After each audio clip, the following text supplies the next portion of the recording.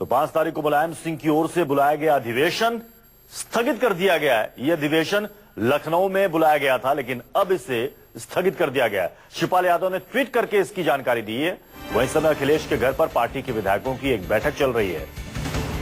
आपको बता दें कि कल मुलायम सिंह यादव ने 5 जनवरी को लखनऊ के जनेश्वर मिश्र पार्क में अधिवेशन बुलाया था और आज शिवपाल यादव ने ट्वीट करके इसकी जानकारी दी है कि वो जो अधिवेशन मुलायम सिंह यादव ने बुलाया था वो अधिवेशन स्थगित कर दिया गया। हालांकि वजह अभी तक साफ नहीं की गई है।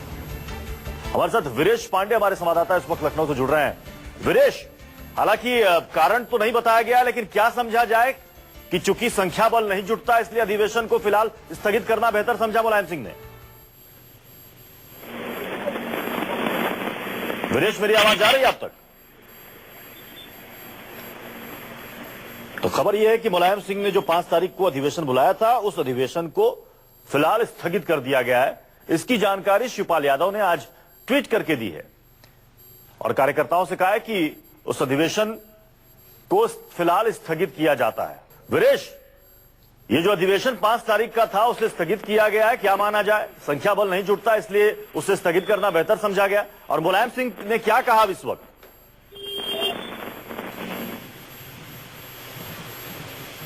हेलो वीरेश, आवाज आ रही है मेरी?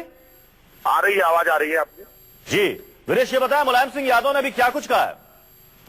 देखिए, मुलायम सिंह यादव ने शिवपाल यादव हमने झूठ बोले, न धोखा दिया, न भ्रष्टाचार किया जी, कोई आरोप नहीं लगा सकता। लगाया तो सुप्रीम कोर्ट में ईमानदार घोषित कर दिया चलो सब बस। नेता जब दिल्ली जा रहे हैं,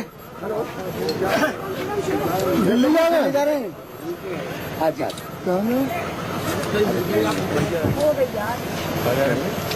वीरेश, मुलायम सिंह ने कहा कि वो दिल्ली जा रहे हैं, लेकिन जो अधिवेशन था जो स्थगित किया गया इसके पीछे क्या वजह है वो तो उन्होंने बताया नहीं।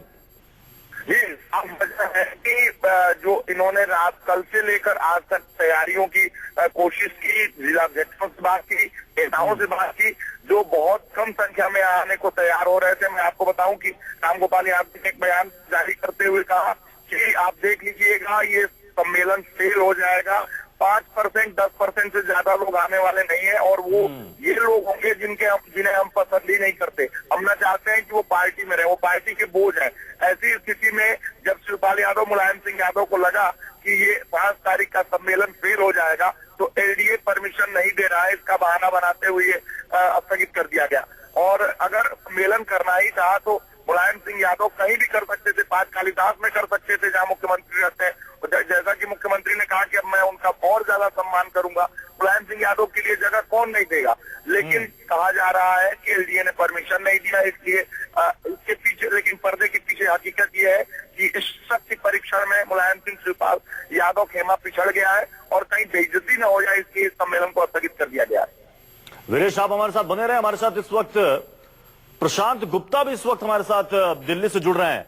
प्रशांत, अभी हमने सुना मुलायम सिंह यादव ने कहा कि वो दिल्ली आ रहे हैं और कहा यह जा रहा है कि सिर्फ मुलायम सिंह यादव ही नहीं बल्कि अखिलेश गुट के लोग भी पहुंचेंगे दिल्ली चुनाव आयोग के पास साइकिल चुनाव चिन्ह पर अपना दावा ठोकने के लिए।